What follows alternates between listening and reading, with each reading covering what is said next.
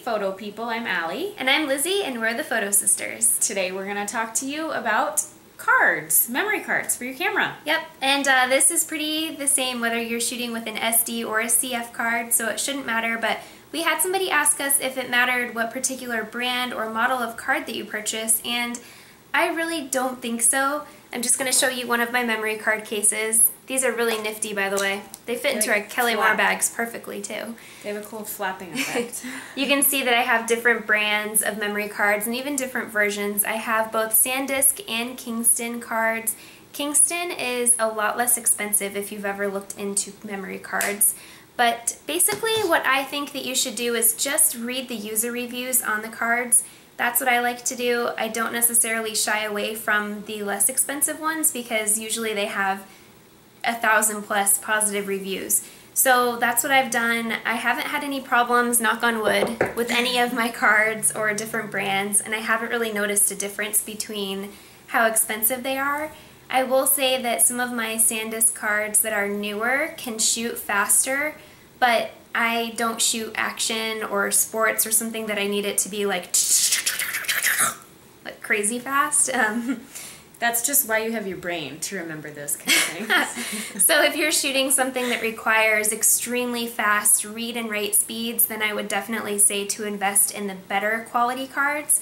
But if you're just taking portraits or shooting weddings and not needing to go super fast, I haven't really noticed a huge difference between them, nor have I run into any problems. And also we were asked if you should delete all of the images from the card or format your card.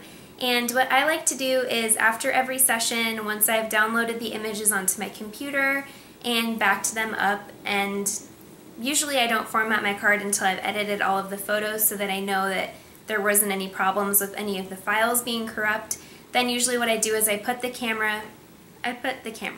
card back into my camera and I choose to format the card.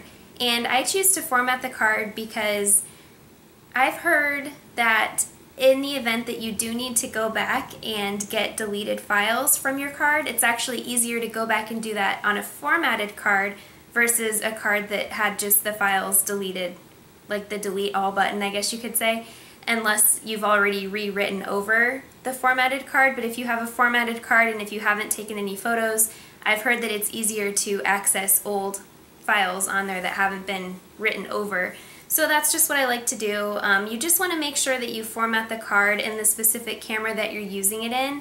And I label my cards for my 5D and my 5D Mark II camera if you have multiple cameras, just because I like to format them on the specific camera that they're being used on.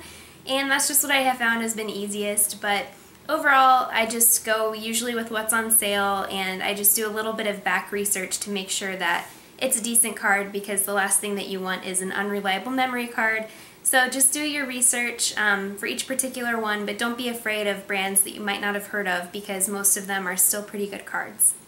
And then some people have also asked us which size memory card to go for, and they come currently in so many different size ranges. Yeah. So we'll talk to you about that. The sizes are getting so big. You can find 32 gigabyte memory cards out there, and I'm probably one of the only photographers in the whole world that tries as much as I can to find 8 gigabyte cards.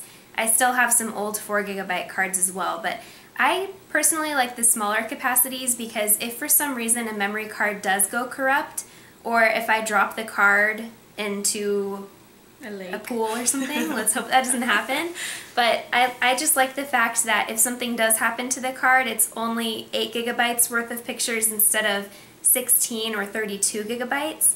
Now I know that that can also be interpreted the other way if you're somebody who doesn't want to keep track of multiple cards and if you're afraid of losing multiple cards.